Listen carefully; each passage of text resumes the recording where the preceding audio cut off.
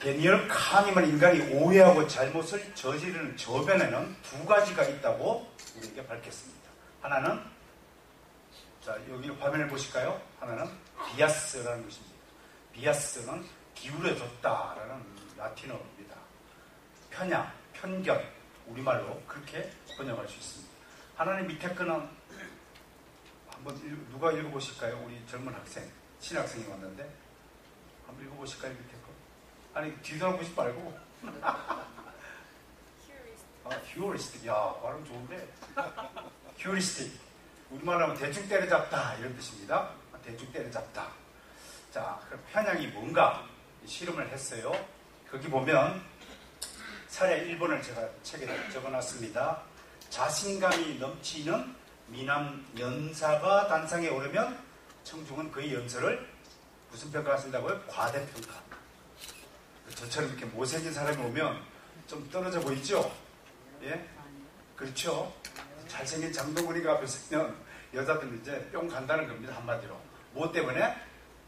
인간의 원초적인 비아스라는 녀석 때문에 그렇게 잘못 판단한다는 것입니다. 사례 2번을 보시겠습니다. 지금 당신은 무슨 생각을 하고 있습니까? 라고 질문을 던져봤어요. 그랬더니 대부분의 사람들은 자연스럽게 내가 지금 무슨 생각을 하고 있다라고 답변을 한다는 것입니다. 사실은 자기가 지금 무슨 생각을 하고 있다는 사실을 안다고 스스로 착각하고 있다고 하는 것입니다. 실제로는 1초의 조사 결과 1초에 약 40여 개 내지 60여 개의 생각이 인간의 머릿속으로 쑥 스쳐 지나간다고 합니다. 여러분들 지금 저를 이렇게 바라보고 계시잖아요. 그러면 제 목소리를 음성으로 듣는 순간에 머릿속으로는 대뇌 피가 체질해서 무슨 생각을 해요? 키가 크다, 뭐 못생겼다, 뭐 어쩌고 저쩌고 막 상상을 하죠. 그 수많은 생각들을 그중 어떤 하나를 탁 꼬집어낼 수 있느냐? 없다고 하는 것입니다. 그럼에도 나는 지금 무슨 생각을 하고 있다라고 말한다고 하는 것입니다. 이렇게 이런 편견에 의한 잘못된 예측과 결론들이 쌓이면 오해의 원인들이 된다고 말하는 것입니다. 물 한 잔 갖다 주시죠. 다음으로 두 번째가 휴리스틱인데요. 어림짐작이에요.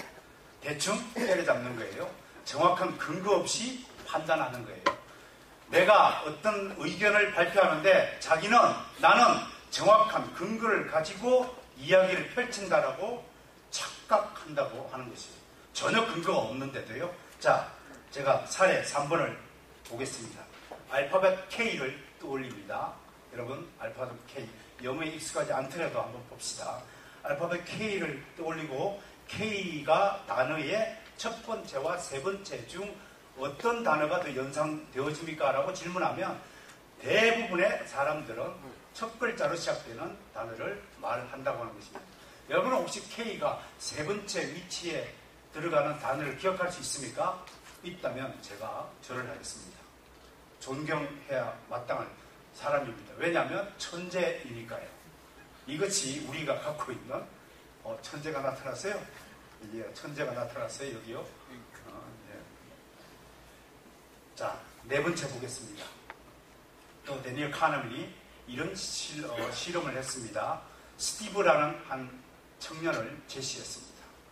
이 청년은 매우 착하고 성실하고 정직하지만 매우 소심한 청년이라고 전제를 깔고 질문에 들어갔습니다.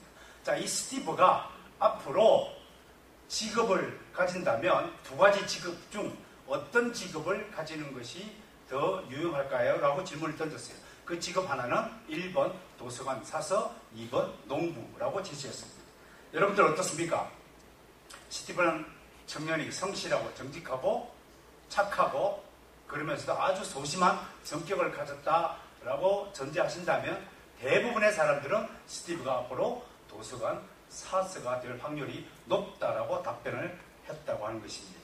그런데 실질적으로 통계적으로 보면 미국의 농부 숫자가 도서관 사서보다 20배 이상 많다는 것입니다. 이렇게 우리는 정확한 통계를 무시하고 착각하고 잘못된 생각과 판단을 하는 일들이 일상사회에서 비일비재하다고 하는 것입니다. 제가 이 문제를 꺼낸 것은 제가 오늘 맡은 제목이 칼빈주의에 대한 오해를 바로잡기 위해서 제가 이 앞에 선 것입니다. 그 다음에 세 번째로 우리가 보는 것이 이슈를 선택하는 데 있어서 대중들은 어떤 이슈를 선택하느냐라는 문제를 보게 되는 것입니다. 58페이지 제일 밑에 단락에 또 대중은 어떤 이슈는 무시하고 어떤 이슈는 매우 중시하는데 그 이유는 대중의 관심이 극적인 사건과 유명인에게 쏠리기 때문이라는 것입니다.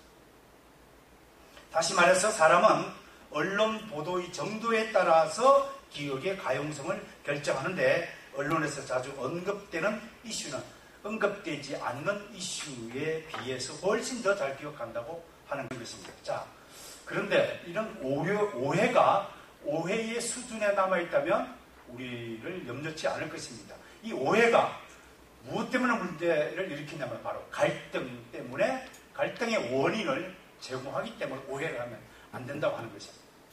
자, 이 갈등 깜짝 안 쳤나요? 아, 그렇군요. 갈등이란 말이 참 재미있어요. 여러분, 갈자는 칡나무를 말하고요. 등은 등나무를 말하는 거예요. 이 등줄기 나무는 줄기가 약해서 스스로 서지 못하고 다른 나무에 기대어서 감겨서 자라는 것이 특징이죠. 그런데 문제는 칡은 왼쪽으로 감기고 등은 오른쪽으로 감긴다는데 문제가 있습니다. 어떤 나무에 칡나무만 감기면 아무 문제가 없는데 불행히도 한 나무에 칡나무와 등나무가 같이 옮겼을 때에 문제가 나타나는 것입니다. 그래서 한자로 갈등이라고 말하는 것입니다. 우리 기독교 내에 얼마나 많은 갈등들이 있습니다. 교회 내에 얼마나 많은 갈등들이 있습니다. 이 갈등 때문에 교회가 분열하면 비참해지고 있다는 것입니다. 어떤 학자는 이렇게 분석을 하더라고요. 대한민국 교회가 오해의 차원에 있을까? 갈등의 차원에 있을까? 분열의 차원에 있을까? 비참의 차원에 있을까? 네 가지 단계를 설명하면서 지금 한국 교회는 미안하지만 비참한 미조리 단계에 있다라고 해석을 하는 것입니다. 놀라시지 않는군요. 한국 교회가 다시 설명합니다. 오해의 수준이 아니고 갈등의 수준이 아니고 분열 이미 할 만큼 했어요. 무슨 단계냐? 비참한 단계에 있다라고 하는 것입니다. 저희가 왜 이런 포럼을 강연을 하겠습니까? 세어보니까 오늘 88명이 오셨더라고요. 오후에 더 오시겠죠. 제가 100명을 채워달라고 기도했는데 응답이 있을 줄 믿습니다. 이게요, 여러분 좀 심각하게 생각해야 됩니다. 한국 교회가 분열로만 되어 있는 상태가 아니라 비참한 단계에 있습니다. 아까 우리 신흥균 박사께서 신앙 고백서가 왜 중요한가를 설명하면서 늘 우리가 대화하면서 이런 생각을 합니다. 왜 한국 교회가 신앙 고백서를 안 가르쳤을까? 왜 사사기의 마지막 21장 31절인가? 각기 소견에 옳은 대로 행하더라. 왜 그 길로 빠졌을까? 왜 선조들이 해준 신앙 고백의 지침대로 목회하지 않고 그 신앙 고백의 지침대로 신앙 생활을 하지 않았을까? 그렇게 생각을 해보면 우리가 비참한 지경에 있다는 사실에 대해서 마음이 좀 아파해야 되지 않을까 그렇게 생각합니다. 자, 서론을 끝내고 어쨌든 우리 칼빈주의에 대해서도 엄청난 오해와 편견과 갈등 속에 있는 것이 사실입니다. 나아가 이로 인해서 여러 갈등들을 우리는 여전히 직면하고 있습니다. 우리는 이 오해들을 바로잡는 일이 얼마나 어려운 일인가를 또 충분히 숙지합니다. 그럼에도 바로잡는 일을 멈출 수는 없습니다. 갈등을 낳고 갈등은 분열을 이어지고 이 분열을 막지 않고 또 비참한 지경을 다시 회복시키지 않고는 한국교회에 과연 미래가 있을 것인가? 라고 저는 문제를 제기하고자 합니다. 그 가운데 칼빈주의가 중심하고 있습니다. 그런데 지금 칼빈주의가 무엇인지 모르고 칼빈주의를 칼로 벤다는 사람도 있는가 하면 칼빈은 살인자라고 생각하는 참 웃지 못할 사건을 우리는 직면하고 있습니다. 칼빈주의만큼 오해의 연속성상에 옳은 사상의 체계가 없습니다. 이것을 제가 오늘 네 가지로 도대체가 칼빈주의를 어떻게 오해하고 있는가를 네 가지를 정리해서 여러분들에게 소개하고자 합니다. 첫 번째, 칼빈 개인에 대한 부정적 이미지가 고착화되어 있다고 하는 것입니다. 그 칼빈 개인에 대한 이미지 중에서 고의적으로 악의적인 이미지가 하나 있는데, 이건 루트파에서 만든 이야기라고 합니다.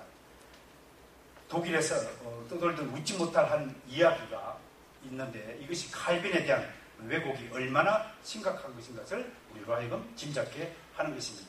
한 늙은 농부가 밤에 꿈을 꿨는데 마귀가 날아다니면서 자기 집을 공격하고 막 자기를 괴롭힌다고, 아침에 일어나서 얼른 루트파 교회 목사님에게 달려가서 목사님 제가 밤중에 이 마귀 때문에 너무 괴로움을 당했습니다 라고 상담을 하니까 루트파 목사가 이렇게 물었다는 거예요. 그 마귀가 누구를 닮았어요? 그랬더니 늙은 농부가 칼빈이요 라고 대답을 했다는 것입니다. 여러분, 종교개혁 당시에 잘 아시다시피 우리 종교개혁의 선조들이 종교개혁을 한 것은 좋지만 잘 아시다시피 루터파와 제세례파와 칼빈파로 세 파로 나뉘어졌잖아요. 특히 독일에서는 칼빈주의가 득세하지 못하도록 루터파 교회에 계시는 분들이 엄청난 음해와 왜곡과 부정적 이미지를 만들어냈다고 하는 것입니다. 두 번째로 칼빈에 대한 루터파 측의 공격을 소개하는데요. 그것이 바로 칼빈의 초상화와 왜곡입니다. 자, 이 슬라이드를 보시면서 칼빈의 초상화에 대한 여러분 그동안 숨겨졌던 이야기